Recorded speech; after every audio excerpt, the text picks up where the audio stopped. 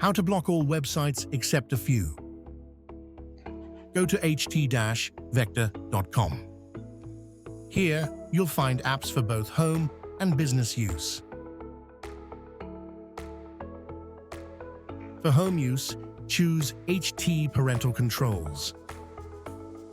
Download and install HT Parental Controls on the computer where you want to block websites.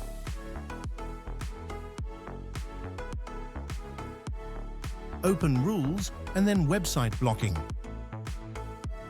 Click Add and enter the website addresses or keywords you want to allow in the Allow list.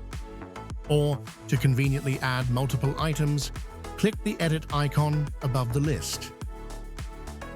Then enable Allow access only to the websites above. Now you can test how it works by opening both allowed and blocked websites.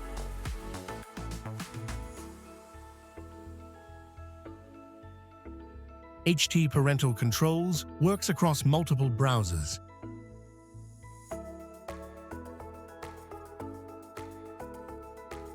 Ready to create a safer online space?